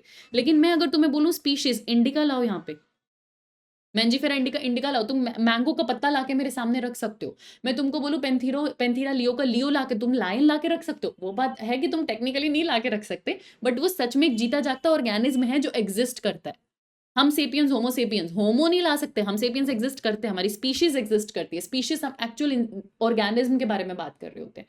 तो जब भी कोई बोले ना रियल में कौन एग्जिस्ट कर रहा है, स्पीशीज एग्जिस्ट कर रही है, ठीक है जी। तो आंसर क्या होगा? बी। अगला क्वेश्चन देखो 48। असर्शन क्या कह रहा है मेरे को? Member of a family has less similarity than that of a genus. आप ऊपर से नीचे जाएंगे तो kingdom, division, class, order, family, फिर आता है जीनस। जीनस में सिमिलैरिटी ज्यादा होगी, कॉमन कैरेक्टर ज्यादा होगा, और फैमिली में सिमिलैरिटी कम होगी। सही बात है, जैसे जैसे आप ऊपर जाते हो सिमिलैरिटी कम होती है। असर्शन एकदम ठीक है। Number of similar character decreases as we go higher. बिल्कुल सही बात है। जैसे आप नीचे आते हो तो सिमिलैरिटी या कॉमन कैरेक्टर ज्यादा है, जैसे आप ऊपर जाते हो तो सिमिलैरिटी और कॉमन कैरेक्टर कम होते हैं। तो ऊपर जाने पर कॉमन कैरेक्टर कम होते हैं। जी हाँ, ये स्टेटमेंट भी एकदम ठीक है। तो असर्शन भी ट्रू है, रीजन भी ट्रू है, रीजन भी ट्रू है, रीजन इसको एक्सप्लेन भी कर रहा है। ये बात इस चीज को बहुत अच्छे तरीके से एक्सप्लेन कर रही है कि अगर आप जीनस और फैमिली को कंपेयर करते हो तो फैमिली में लेस सिमिलैरिटी क्यों है? क्योंकि फैमिली हायर है, और जैसे आप हायर जाते हो तो सिमिलैरिटी डिक्रीज होती है। तो ये इसका एक्सप्लेनेशन भी है, और आंसर आपके पास क्या हो जाएगा? ए। चलो अगले क्वेश्चन पे चले। टैक्सा और टेक्सोन एक दूसरे से अलग है, ऐसा क्यों? ये तो बस बेटा सिंगुलर प्लूरल वाली चीज है और कुछ भी नहीं। टेक्सोन सिंगुलर होता है, टेक्सा प्लूरल होता है। टेक्सा टेक्सोन से अलग क्यों है? क्योंकि वो प्लूरल है टेक्सोन का, टेक्सा प्लूरल होता है। सी होगा 49 का, बस, और कुछ फर्क नहीं है, एक ही बात है। अगला देखो क्वेश्चन नंबर 50, इनकरेक्ट बताना है। Order, kingdom, division, class, order, family, तो ग्रुप ऑफ फैमिली से ऑर्डर बनेगा, ग्रुप ऑफ स्पीशीज से जीनस बनेगा, जो अभी हमने पूरा हायरार्की बनाया था ना उसी से करना है। दोबारा लिख लो चाहे, kingdom, division, class, order, family, genus and species, ठीक है। तो ग्रुप ऑफ रिलेटेड फैमिली से ऑर्डर बनेगा, सही बात है। ग्रुप ऑफ रिलेटेड स्पीशीज से जीनस बनेगा, सही बात है। ग्रुप ऑफ रिलेटेड ऑर्डर से क्लास बनेगा, सही बात है। ग्रुप ऑफ रिलेटेड फाइला से डिवीजन बनेगा, नहीं, डिवीजन और फाइला एक ही चीज होती है, एक ही चीज होती है। प्लांट के लिए डिवीजन बोलते हैं, एनिमल के लिए फाइला बोलते हैं, उनके जुड़ने से कुछ नहीं बन रहा है। तो 50th का आंसर होगा डी। अगला क्वेश्चन देखिए 51। फैमिली इज प्लेस्ड बिटवीन, देखो जरा फैमिली किसके बीच में है? ऑर्डर और जीनस के बीच में है, तो आंसर हो जाएगा ए। वो ये पूरा ना बेटा, ये सीक्वेंस आपको किसी भी तरीके से याद होना चाहिए। बहुत सारे बच्चे इसको निमोनिक से भी याद रखते हैं, पता नहीं, king, port, clean, something something करके, मुझे ये ऐसे याद रहता है। तो आपके पास जो भी निमोनिक है उससे इसको जरूर याद रखना। बहुत सारे क्वेश्चन तो आपने यही देख लिए जो इस सीक्वेंस पर बने हुए हैं, ठीक है। अगला क्वेश्चन देखिए, क्वेश्चन नंबर 51 हमने देख लिया। अगला मेरे पास आ रहा है 52। Group of individuals which are able to breed among themselves and produce their own kind. Species, same species ये ऐसी प्रजाति है बेटा, मतलब स्पीशीज ही हम उनको, क्योंकि बायोलॉजिकल कॉन्सेप्ट ऑफ स्पीशीज ने हमें समझाया ही यही था कि अगर आपस में इंटरब्रीडिंग हो पा रही है, नेचुरल मेटिंग हो पा रही है, तो वो सेम स्पीशीज है। ठीक है, तो आंसर विल बी बी। अगला क्वेश्चन देखते हैं 53। In hierarchical classification class is placed between, वापिस आओ, क्लास किस किस के बीच में है, क्लास किस किस के बीच में है, डिवीजन और ऑर्डर के बीच बीच में। अच्छा जी, देखते हैं जरा, डिवीजन एंड ऑर्डर, डिवीजन को फाइलम भी बोलते हैं एनिमल के लिए, तो फाइलम और ऑर्डर, आंसर क्या आएगा, सी। याद करो सीक्वेंस को। ठीक है, अगला क्वेश्चन देखिए 54। Taxonomic category assign to Mammalia, हम लोग मेमेलिया को बिलोंग करते हैं ना, फाइलम कोर्डेटा के अंदर आने वाली क्लास होती है मेमेलिया। आप सारी क्लासेस पढ़ते हो, कॉन्ट्रिकथीज, ऑस्ट्रिकथीज, एम्फीबिया, रेप्टाइल, एव्स और मैमल्स। सो मैमल्स भी एक क्लास है एनिमल किंगडम में, बहुत डिटेल में बताया गया है, आंसर क्या होगा, सी। अगला क्वेश्चन देखते हैं 55। विच of the following taxonomic categories includes all the other category, मतलब सबसे ऊपर कौन है, जो सबसे ऊपर होगा वो अपने अंदर उन सबको इंक्लूड कर लेगा, जितना ज्यादा ऊपर वो अपने नीचे सबको इंक्लूड कर लेता है। ठीक है, तो किंगडम, डिवीजन, क्लास, यहां पर इनमें से सबसे ऊपर क्लास आ रहा है, किंगडम, डिवीजन, क्लास, फिर ऑर्डर, फैमिली, जीनस नीचे है, तो क्योंकि ये ऊपर है तो ये सबको अपने अंदर इंक्लूड कर सकता है, राइट। तो आंसर क्या होगा, ए 55 का। अगला क्वेश्चन देखते हैं 56। हायर टेक्सा, ये भी मैं आपको बता चुकी हूँ बेटा, जितना हायर है ना उतने जनरल कैरेक्टर है, स्पेसिफिक कैरेक्टर नहीं है। जब आप नीचे जाते हो, आप स्पेसिफिक कैरेक्टर्स की तरफ जाते हो, तो वो कॉमन कैरेक्टर्स हैं एक दूसरे के बीच में, है ना। ऊपर जाओगे उतने कॉमन कैरेक्टर्स आपको नहीं मिलेंगे। अब ये चीज एनसीईआरटी एज इट इज लिखती भी है कि जितना ऊपर जाओगे कॉमन कैरेक्टर कम होता जाएगा, ये स्टेटमेंट आप रीड करना। कॉमन क्यों कह रहे हैं, कॉमन वर्ड क्यों यूज किया हुआ है, देखो, जब तक मैं स्पीशीज पे हूँ, आप भी होमोसेपियन, मैं भी होमोसेपियन, हम दोनों होमोसेपियंस हैं, और मैं आपस में बात करूँ तो हमें बहुत सारे कॉमन कैरेक्टर्स है, बहुत सारी सिमिलैरिटी है। लेकिन अगर मैं थोड़ा सा ऊपर चले जाऊँ, अब मैं भी एक एनिमल हूँ, है ना, और कोई भी एक एनिमल ले लो, डॉग भी एक एनिमल है, पर हमें बहुत ज़्यादा सिमिलैरिटीज नहीं है, अपीयरेंस में, मॉर्फोलॉजी में, एनाटॉमी में बहुत ज़्यादा सिमिलैरिटी नहीं है, कॉमन कैरेक्टर नहीं मिलेंगे। तो जितना आप ऊपर रहते हो कॉमन कैरेक्टर कम होते जाते हैं, जितना आप नीचे आते हो कॉमन कैरेक्टर बढ़ते जाते हैं। दो बात याद रखना, मैं दोबारा बता रही हूँ आपको, लिख लो, चाहे इसको अपने नोट्स में जाकर लिख लो। ये किंगडम है, डिवीजन को फाइलम बोलते हैं एनिमल के लिए, तीसरी बार बना रही हूँ मैं, ये क्लास है, ऑर्डर है, फैमिली है, जीनस है और स्पीशीज है। ठीक है, हायर टू लोअर मैंने बनाया। यहां पर हमेशा याद रखना मोर जनरल, यहाँ कैरेक्टर्स मोर जनरल होते हैं और लेस स्पेसिफिक होते हैं। नीचे जाओगे कैरेक्टर्स ज्यादा स्पेसिफिक होते जाएंगे और लेस जनरल होते जाएंगे। दूसरी चीज, ऊपर से नीचे उतरोगे, कॉमन कैरेक्टर्स याद रखना इंक्रीज होते हैं, ठीक है। और ऊपर की तरफ जाओगे तो of course common characters decrease होते हैं। कॉमन कैरेक्टर्स, दो स्पीशीज के बीच में कॉमन कैरेक्टर्स डिक्रीज होते हैं। इससे आपके सारे क्वेश्चन बन जाएंगे, बस ये चीज आपको याद रखनी है। ठीक है, तो यहां पर हायर टेक्सा के लीस्ट कॉमन कैरेक्टर्स हैं, तो आंसर मेरे पास क्या हो जाएगा 56 का ए। अगला क्वेश्चन देखते हैं 57। विच one of the following taxonomic category top the hierarchy of category, सबसे ऊपर किंगडम दिया नहीं हुआ, उसके नीचे डिवीजन आ जाएगा, आंसर होगा बी। फिर से सीक्वेंस पे, अब देख रहे हो सीक्वेंस से कितने क्वेश्चन बन सकते हैं, एक सीक्वेंस याद करो कितने क्वेश्चन सॉल्व कर पा रहे हो, तो आंसर क्या होगा यहाँ पे बी। अगला क्वेश्चन देखो 58। विच of the following options represent the correct classification of the given animal, दिया हुआ है आपको टाइगर, देखो जरा किसको बिलोंग कर रहा है, ये बिलोंग कर रहा है फाइलम कॉर्डेटा। फाइलम तो कॉर्डेटा है ना, कॉर्डेटा के अंदर ही आता है टाइगर, आप जानते हैं, तो टाइगर है। पहली बात तो ये पहचान लो भैया, टाइगर है, पहचान तो पा रहे हैं हम। अब टाइगर फाइलम कॉर्डेटा में है, जो इस ऑप्शन में भी है, जो इस ऑप्शन में भी है, इसको भी हटा दो, इसको भी हटा दो। क्लास इसकी मैमेलिया है, वर्टिब्रेटा नहीं है, वर्टिब्रेटा एक सब फाइलम होती है, क्लास नहीं होती, एनिमल किंगडम में दिया हुआ है, तो आंसर तो तुम्हारा आ गया, बाकी मैच कर लो। ऑर्डर इसका कार्निवोरा होगा, फैमिली फेलिडी होगी, हाँ फेलिडी होगी, कैट फैमिली को बिलोंग करता है। जीनस पेंथीरा और स्पीशीज टिग्रिस, ठीक है, तो बी हो जाएगा आंसर, बी हो जाएगा आंसर, 58 का आंसर हो जाएगा बी। अगला क्वेश्चन देखिए, क्वेश्चन 59। कैट्स एंड डॉग्स में कुछ सिमिलैरिटी होती है, जी हाँ, माना ये अलग अलग जीनस है, माना अलग अलग आपको इनके अंदर डिफरेंसेस मिल जाएंगे फैमिली में, इनका आपको ऑर्डर सेम मिलेगा कार्निवोरा, इनके आपको फाइलम सेम मिलेगी कॉर्डेटा, इनकी आपको क्लास सेम मिलेगी मेमेलिया, तो सिमिलैरिटी तो है। Cats and dog same family को बिलोंग करते हैं, नहीं, अलग अलग फैमिली, कैनिडी एक फैमिली, फेलिडे, तो अलग अलग फैमिली है बेटा, सेम फैमिली नहीं है, बिकॉज कैट्स फेलिस है, वो फेलिडे को बिलोंग करती है, डॉग कैनिस है, वो कैनिडी को बिलोंग करता है, तो ये स्टेटमेंट गलत है, असर्शन ट्रू है, रीजन फॉल्स है, आंसर अपने पास क्या हो जाएगा सी। बहुत ही बढ़िया, चलो क्वेश्चन देखते हैं, क्वेश्चन नंबर 60। पेंथीरा एक पॉलीटिपिक जेनरा है। जिस जेनरा में बहुत सारी स्पीशीज आती है उसे हम पॉलीटिपिक कहते हैं। तो सही बात है, इसमें लियो भी आ रही है, इसमें पार्डस भी आ रही है, इसमें टिग्रिस भी आ रही है। ठीक है, पेंथीरा में एक स्पेसिफिक एपिथेट लियो, टिग्रिस, पार्डस। देखो एक्सप्लेनेशन भी वही दी है जो मैं बोलने जा रही थी, तो एकदम करेक्ट एक्सप्लेनेशन है। आंसर होगा ए, 60th का आंसर होगा ए। पॉलीटिपिक का मतलब ये होता है कि बहुत सारी स्पीशीज आ रही है उसमें। अगला क्वेश्चन देखो, क्वेश्चन नंबर 61। सारी टेक्सोनोमिक कैटेगरीज को एक साथ, all the taxonomic categories together constitute the. अब उसकी अरेंजमेंट को तो आप हायरार्की कहोगे। सारी टेक्सोनोमिक कैटेगरीज को एक साथ किंगडम और फैमिली तो नहीं कहते हम। टेक्सोन साइंटिफिक टर्म को कहते हैं जो आप इन कैटेगरीज के लिए यूज करते हो। तो हायरार्की, वैसे करेक्ट डिस्क्रिप्शन होना चाहिए था कि उनकी अरेंजमेंट, सारी की सारी टेक्सोनोमिक कैटेगरीज और उनके एक प्रॉपर अरेंजमेंट, उसको हम लोग क्या कहते हैं, हायरार्की। पर यहाँ पर भी सबसे बेस्ट ऑप्शन मुझे क्या दिखाई दे रहा है, डी। तो 61 का आंसर होगा डी। अगला क्वेश्चन देखो 62। सबसे लोएस्ट टेक्सोनोमिक कैटेगरी कौन सी होती है, सबसे सिंपल कौन सी होती है बेटा, स्पीशीज। सबसे छोटी स्पीशीज होती है ना। ऐसे क्वेश्चन हम करते भी हैं, ऐसे क्वेश्चन आपको पता भी होनी चाहिए, पूरी हायरार्की आपको पता होनी चाहिए कि सबसे लार्जेस्ट कैटेगरी आपके पास आती है किंगडम, किंगडम के बाद आता है फाइलम, फाइलम आप यूज करते हैं एनिमल के लिए, वही अगर प्लांट होता तो उसके लिए आप वर्ड यूज करते डिवीजन। तो किंगडम, डिवीजन, फिर आता है आपके पास क्लास, क्लास के बाद आता है आपके पास ऑर्डर, ऑर्डर के बाद आता है आपके पास फैमिली, फैमिली के बाद आता है आपके पास जीनस, और सबसे छोटी कैटेगरी होती है स्पीशीज।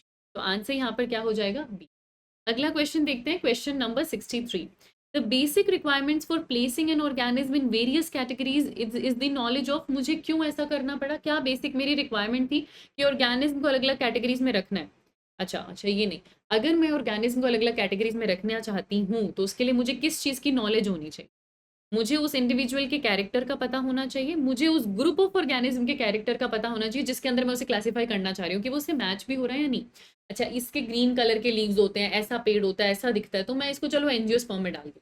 तो मुझे उस इंडिविजुअल के कैरेक्टर भी पता होने चाहिए, उसका डिस्क्रिप्शन, मुझे उस कैटेगरी के बारे में भी पता होना चाहिए। तो देखा जाए तो मुझे ए और बी दोनों की नॉलेज होनी चाहिए। तो 63 का आंसर हो जाएगा डी। अगला क्वेश्चन देखो 64। टेक्सोनोमिक कैटेगरीज में जो जीनस होता है वो किसको रिप्रेजेंट करता है, क्या जीनस एक इंडिविजुअल को रिप्रेजेंट करता है, नहीं, इंडिविजुअल स्पीशीज होती है। बहुत सारी स्पीशीज मिलकर एक जीनस बनाती है। क्या एक कलेक्शन ऑफ ऑर्गेनिज्म में देखा जाए तो हाँ। क्या एक group of closely related species है, डेफिनेटली। आप इसी सीक्वेंसेस को समझ लो, जब group of closely related species मिलते हैं तो वो जीनस बनाते हैं, group of closely related genus मिलते हैं फैमिली बनाते हैं, group of closely related family मिलते हैं तो ऑर्डर बनाते हैं। इस तरीके से ये चलता है। ठीक है, तो जीनस क्या है, group of closely related species है। 64 का आंसर हो जाएगा सी। अगला क्वेश्चन देखो 65। जो टेक्सोनोमिक कैटेगरी ऑर्डर है वो किस किस के बीच में आती है, वापस यहाँ पर आओ और मुझे बताओ ऑर्डर किस किस के बीच में आ रहा है, एक क्लास और एक फैमिली के बीच में आ रहा है। तो आंसर क्या होगा, ये आता है जी क्लास और फैमिली के बीच में। तो क्लास तो लिखा है इन्होंने लेकिन फैमिली नहीं लिखा है, लेकिन इधर फाइलम लिखा है, उसके बीच में भी आ सकता है। देखो आपको ऑप्शंस एलिमिनेट करने, मैं दोबारा यहाँ पर लिख देती हूँ। एक हो गया किंगडम, फिर आ गया आपके पास डिविजन या फिर फाइलम, एक ही बात है। ठीक है, क्लास, ऑर्डर, फैमिली, आराम से देख लो, कोई दिक्कत नहीं है, बस सिली मिस्टेक नहीं होनी चाहिए।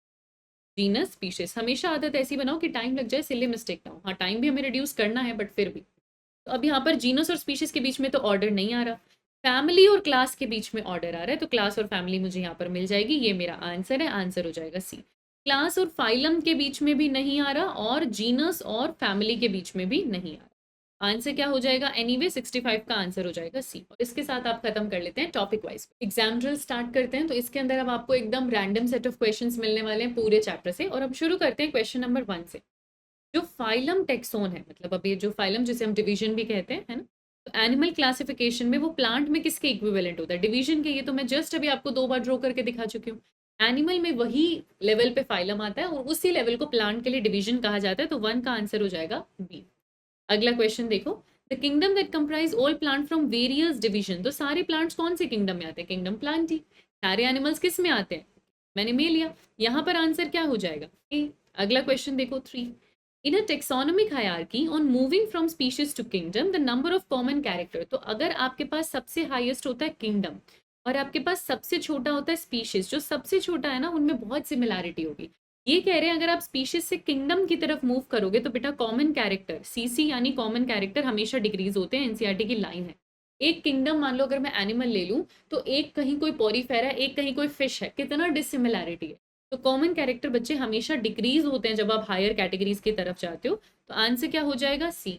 अगला क्वेश्चन देखो, असर्शन कह रहा है जीनस में हैव वन और more than one specific epithet. सही बात है, क्योंकि जीनस होता है ग्रुप ऑफ रिलेटेड स्पीशीज, इसीलिए तो एक जीनस में एक से ज्यादा स्पेसिफिक एपिथेट हो सकते हैं। रीजन भी एकदम करेक्ट है, परफेक्ट रीजन है, आंसर हो जाएगा। अगला क्वेश्चन देखते हैं 5, ICBN international code for botanical nomenclature. बेटा ए होगा, ठीक है।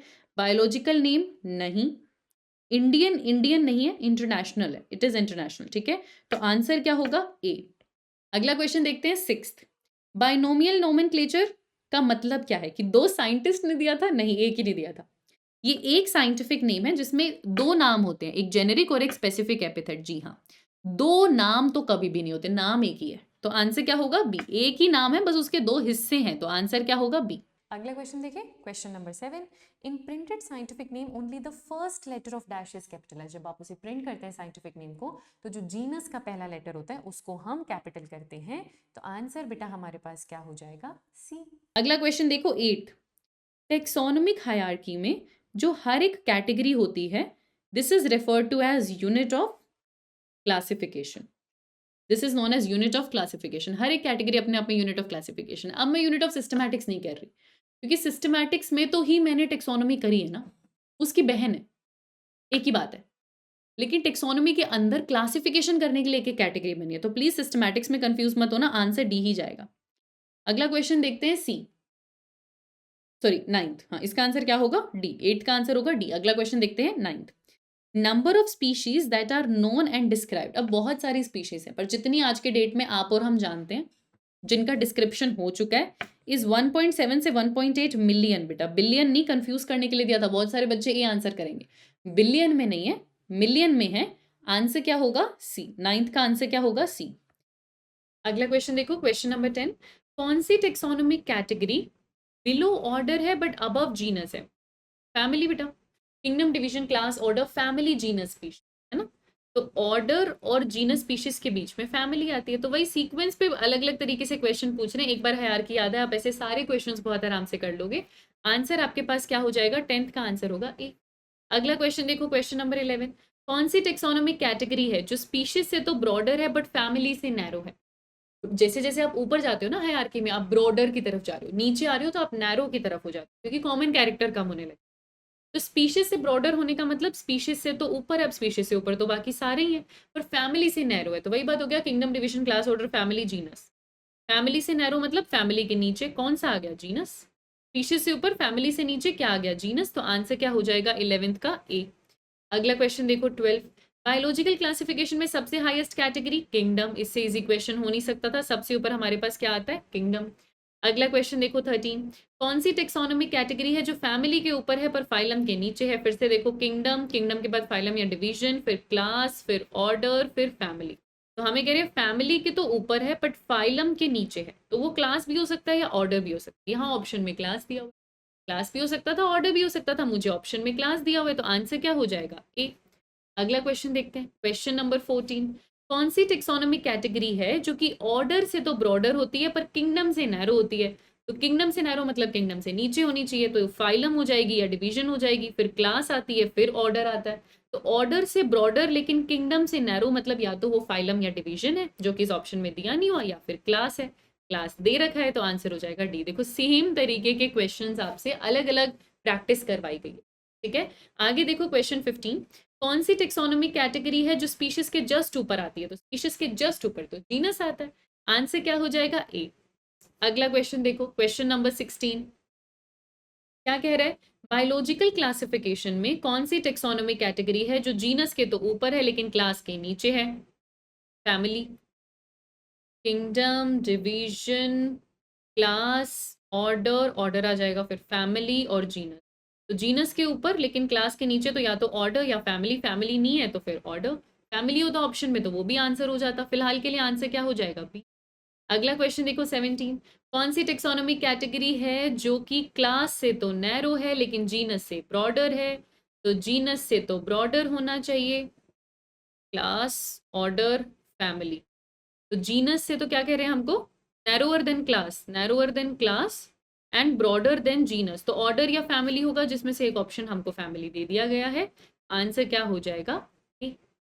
ठीक है, which of the following statement are not correct? Okay जी, lower the taxon more are the characteristics that the member within the taxon share. जितना नीचे जाओगे कॉमन कैरेक्टर्स बढ़ेंगे, राइट? यही तो वो कहना चाह रहे हैं कि आपस में मेंबर्स के बीच में कॉमन कैरेक्टर्स आपको मिलेंगे, शेयर करने वाले कैरेक्टर्स मिलेंगे।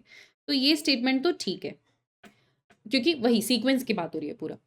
Order is assemblage of genera which exhibit a few similar character। Order बेटा ग्रुप ऑफ रिलेटेड फैमिली से बनता है, ग्रुप ऑफ रिलेटेड जेनेरा से नहीं बनता। Family group of related genera से बनती है। ये स्टेटमेंट गलत है। Kingdom, division, class, order, family, फिर जीनस। तो ऑर्डर में ग्रुप ऑफ फैमिलीज है। It is not an assemblage of genera, it is an assemblage of family. ठीक है, कैट और डॉग दोनों फेलिडी फैमिली में नहीं आते। कैट की फैमिली को फेलिडी फैमिली बोलते हैं, डॉग की फैमिली को कैनिडी फैमिली बोलते हैं। एनसीईआरटी ने लिखा हुआ है, ये भी गलत है। बाइनोमियल नोमेनक्लेचर कैरोलस लीनियस ने दिया था। तो 2 और 3 गलत है बेटा, और यही तो पूछा है गलत क्या है, तो आंसर होगा डी। अगला क्वेश्चन देखो 19, कौन सा स्टेटमेंट करेक्ट है? जीनस के अंदर ग्रुप ऑफ रिलेटेड स्पीशीज आएगा। Taxon represent a taxonomic group of individual organism. वैसे ये यूनिट ऑफ क्लासिफिकेशन है, और इसको आप बोलते हो scientific name used for category. तो ये टेक्सोनोमिक ग्रुप है इंडिविजुअल ऑर्गेनिज्म का। ठीक है, family comprise groups of related genera. जी हाँ, taxonomic category class includes related order. हाँ, क्लास में रिलेटेड ऑर्डर आते हैं, ये बात भी ठीक है, ये बात भी ठीक है। तो वही अब यहाँ पर इन्होंने 2 नहीं लिया होगा, 1, 3 और 4 लिया होगा, क्योंकि एक टेक्सोनोमिक ग्रुप को रिप्रेजेंट नहीं करता है। टेक्सोनोमिक ग्रुप को कैटेगरी रिप्रेजेंट करती है। वही एक पर्टिकुलर टेक्सोनोमिक ग्रुप को रिप्रेजेंट करती है कैटेगरी। हमने ये असर्शन रीजन में भी किया था, सॉरी। तो दिस इज कैटेगरी, है ना। What represent a particular taxonomic group? Category. What is taxon? It is a basic unit of class, it is one of the unit of classifications, it is defined as unit of classifications, या फिर it is the scientific name for a category. But वैसे आप एक taxonomic group को category कहते हैं। ठीक है, तो आंसर होगा 1, 3 एंड 4। 19th का आंसर होगा सी। अगला क्वेश्चन देखते हैं, क्वेश्चन नंबर 20। चलिए, रॉन्ग स्टेटमेंट आपको बताना है। Nomenclature is only possible when organism is describe correctly. Statement पहले भी एज इट इज हूबहू देखा था, बिना डिस्क्रिप्शन के नोमेनक्लेचर नहीं हो सकता। ठीक है, बाइनोमियल नोमेनक्लेचर कैरोलस लीनियस ने दिया था। जी हाँ, दिया था। Okay, Linnaeus used Systema Naturae as the title of his publication. एक पब्लिकेशन का नाम सिस्टमा नेचुरा था। The first word in biological name represent the species while the second component represent the genus। तो ये भी हो जाएगा गलत, ये भी हो जाएगा गलत, क्योंकि हम जानते हैं यही हो जाएगा गलत, क्योंकि हम जानते हैं कि फर्स्ट वर्ड जीनस होता है, दूसरा स्पीशीज होता है। अगला क्वेश्चन देखते हैं, question number 21। Which of the following taxonomic category is being describe by the given statement? Okay, basic unit of classification है, वहीं से स्पीशीज आंसर आ जाता है। It is defined age group of individuals which resemble in their morphological and reproductive characters, और वो interbreed भी कर सकते हैं, स्पीशीज ही है ये। ह्यूमन जो है वो स्पीशीज सेपियंस को बिलोंग करता है, which is grouped in the genus Homo. अभी बात तो सारी स्पीशीज की हो रही है ना बेटा, तो आंसर हो जाएगा ए। बेसिक यूनिट ऑफ क्लासिफिकेशन से ही आंसर हो जाता है ए। ठीक है, आंसर हो जाएगा ए। अगला क्वेश्चन देखो 22, कौन सी टेक्सोनोमी कैटेगरी है जो जस्ट फैमिली के ऊपर आती है? ऑर्डर आता है ना, सी हो जाएगा। 22 के लिए सी हो जाएगा। अब तो हम ऐसे बहुत सारे क्वेश्चंस कर चुके हैं, अब तो दिक्कत नहीं आनी चाहिए। अगला क्वेश्चन देखो 23, कौन सी टेक्सोनोमिक कैटेगरी है जो कि फैमिली से ब्रॉडर है बट फाइलम से नैरोअर है? तो किंगडम, ठीक है, फाइलम, क्लास, ऑर्डर और फैमिली। तो फैमिली से ब्रॉडर है लेकिन फाइलम से नैरोअर है, या तो क्लास होगा या ऑर्डर होगा, उसमें से आपको क्लास मिल जा रहा है। तो आंसर आपके पास क्या हो जाएगा 23 का? अगला क्वेश्चन देखो 24, आपके पास मैच द फॉलोइंग आ रहा है। ठीक है, family family family, Plantae Plantae, animalia and Plantae, kingdom हो जाएगा। फैमिली एनार्काडी, एसी एसी आ गया ना। फैमिली, किंगडम, एनिमल और प्लांट। वैसे प्लांट 5 किंगडम क्लासिफिकेशन विटेकर की पढ़ते हैं हम लोग। अच्छा, ऑर्डर, ऑर्डर में एल्स ढूंढो, सैपिनडेल्स। स्पीशीज और genus, Mangifera is the genus and species is indica. तो मैंगो का ही पूरा ये दिया हुआ है। किंगडम प्लांटी को बिलोंग करने वाला, एनार्काइडिएसी फैमिली में आने वाला, ऑर्डर सैपिनडेल्स में आने वाला हमारे पास मैंजीफेरा इंडिका होता है। तो यहाँ पर आंसर क्या हो जाएगा? 5। ये 5 से शुरू हो रहा है। 5, 4, 2, 1 एंड 3। देख रहे हो तुम मैं कितना स्लो हो जाती हूँ जब मैच द फॉलोइंग आती है, क्योंकि मुझे पता है यहाँ मेरी कमजोरी है। तो आंसर क्या होगा? बी। तो 24th का आंसर क्या होगा? बी। अगला क्वेश्चन देखते हैं। फिर से मुझे अब करेक्ट सीक्वेंस बताना है, भगवान करे हम ढंग से इसको बता पाए थोड़ा सा। ठीक है, अच्छा, तो kingdom, division, class order family, ये गलत हो गया ना, किंगडम डिवीजन यहाँ क्लास होना चाहिए था, फिर ऑर्डर फिर फैमिली फिर जीनस फिर स्पीशीज, चलो ये तो गलत है। किंगडम के बाद ऑर्डर फिर डिवीजन नहीं आता, किंगडम मतलब डिवीजन पहले और किंगडम उसके नीचे नहीं हो सकता, इन्होंने असेंडिंग ऑर्डर यहाँ पर बनाया हुआ है। अच्छा, kingdom division class order family genus species, ये एकदम ठीक है। अब ये हुआ ना बढ़िया क्वेश्चन जो हम ढंग से कर पाए। अब वहां तो बिल्कुल ही हमने रैंडम लॉजिक से उसको सॉल्व किया, पर सीक्वेंस पे क्वेश्चन आएगा तो ऐसे आएगा, आंसर हो जाएगा डी। अगला क्वेश्चन देखो 26, new name in binomial nomenclature are derive from Latin or are Latinised. हाँ, लैटिन लैंग्वेज से ही आते हैं, ये बात तो बिल्कुल ठीक है। लैटिन एक टेक्निकल लैंग्वेज है, लैटिन एक डेड लैंग्वेज है बेटा, लैटिन एक डेड लैंग्वेज है, टेक्निकल लैंग्वेज नहीं है ये। New name in binomial nomenclature are derived from Latin or are Latinised, ठीक है। तो असर्शन ठीक है बेटा, असर्शन ठीक है, बस रीजन गलत है। मैं उसको टेक्निकल लैंग्वेज नहीं बोलूंगी, मैं उसको डेड लैंग्वेज बोलूंगी, तो आंसर हो जाएगा सी। तो 26 का आंसर मेरे पास हो जाएगा सी।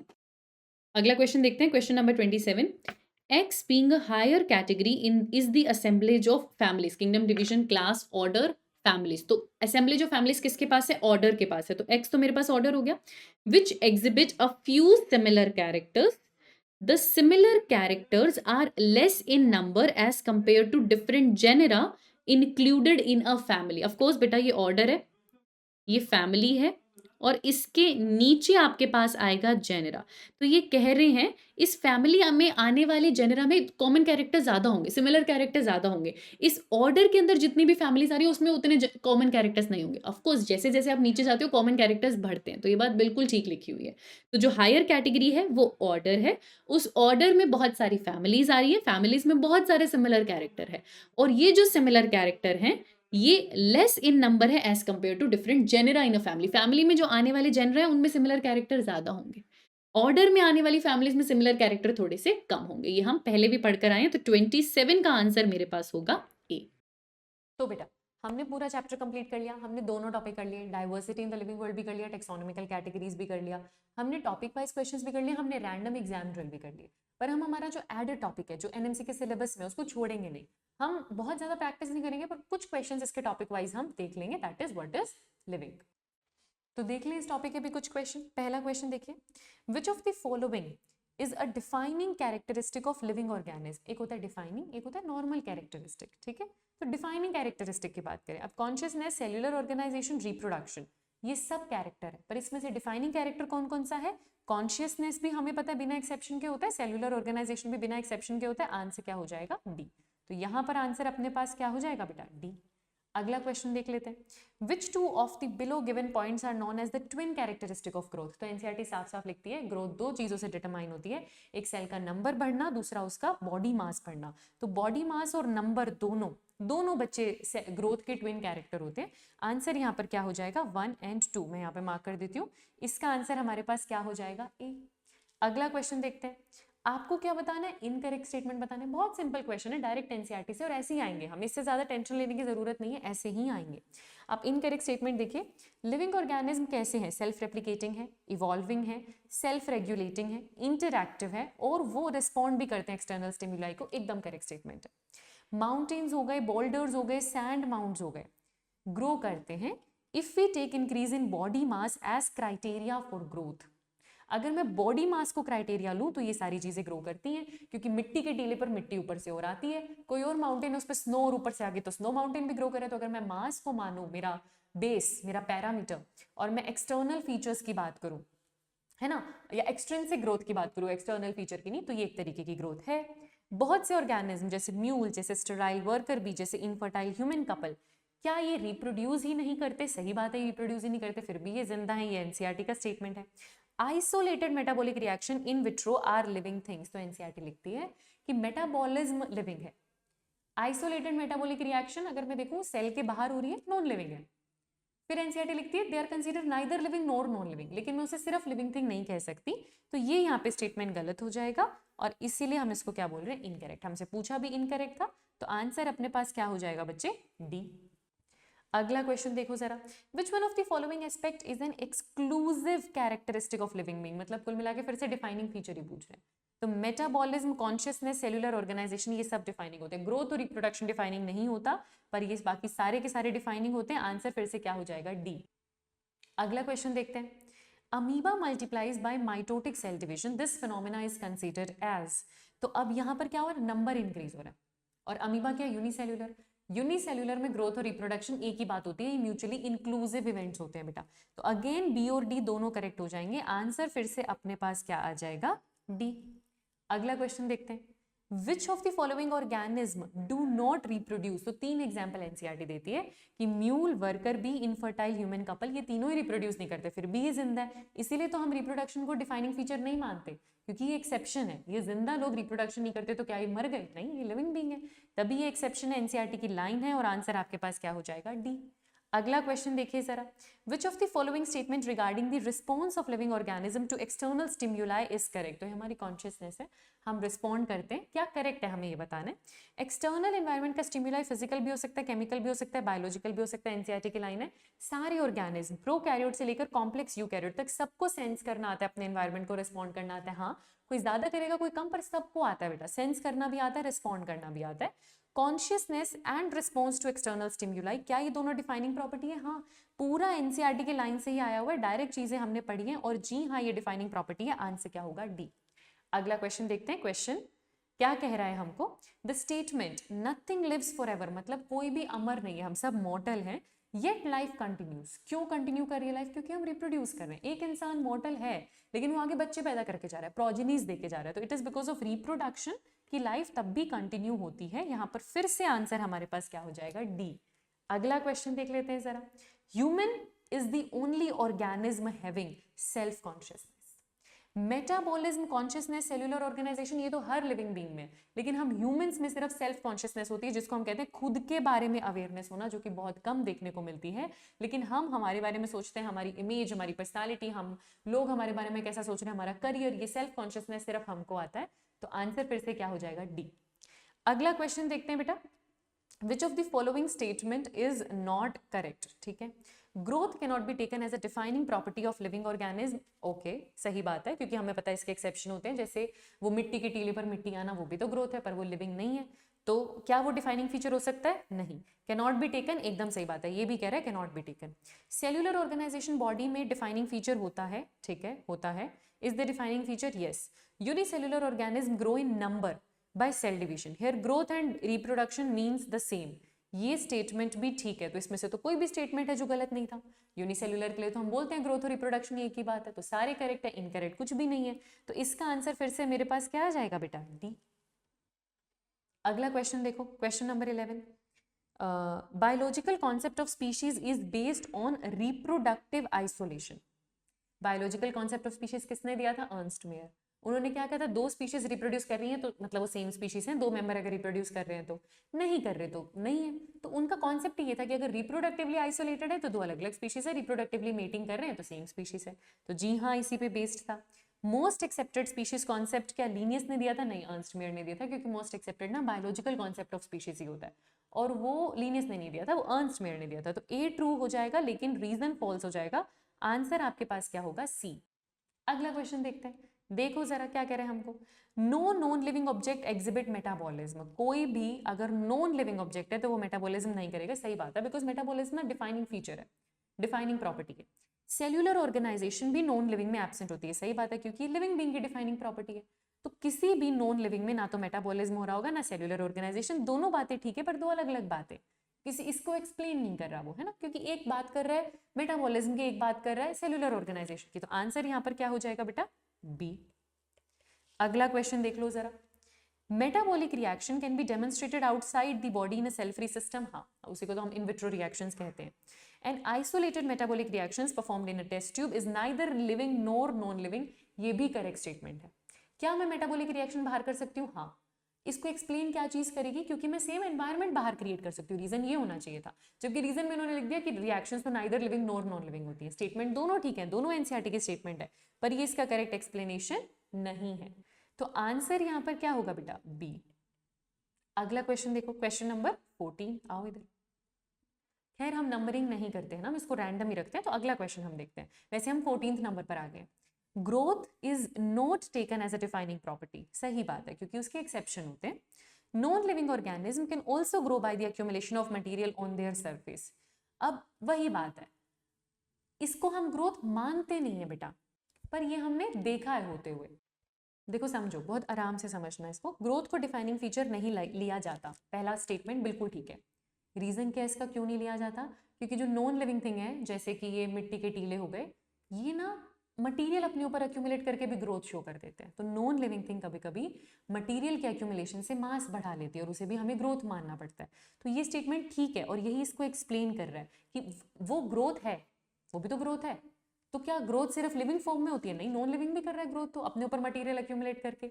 इसीलिए हम ग्रोथ को डिफाइनिंग फीचर नहीं मानते, इसी एक्सेप्शन की वजह से नहीं मानते। तो ये करेक्ट भी और इसका एक्सप्लेनेशन भी है। क्या आप ग्रोथ को डिफाइनिंग फीचर नहीं मानते? हाँ, क्यों नहीं मानते? क्योंकि यहाँ तो भैया नॉन लिविंग ऑर्गेनिज्म भी ग्रोथ दिखा रहे हैं अपने ऊपर मटेरियल एक्यूमुलेट करके। तो यही इसका रीजन होता है और यहाँ पर आंसर आपके पास क्या हो जाएगा? ए। तो विद दिस आपका चैप्टर द लिविंग वर्ल्ड की जो एक्स्ट्रा प्रैक्टिस हमको करनी थी, अच्छे खासे क्वेश्चंस की प्रैक्टिस हमको करनी थी, वो भी हमने यहाँ पर कंप्लीट कर ली। अपने मार्क्स आप मुझे कमेंट सेक्शन में जरूर बताइएगा एंड आई होप अब जितने भी वीक टॉपिक आपको पीवाईक्यू में लगे हो वो यहाँ पे सॉल्व हो गए। तो मैं वेट करूंगी कमेंट सेक्शन में देखने का कि आपके वीक टॉपिक सॉल्व हो गए हैं और अब आपको उनमें कॉन्फिडेंट फील हो रहा है। And will see you soon with another chapters PYQ. Thank you so much.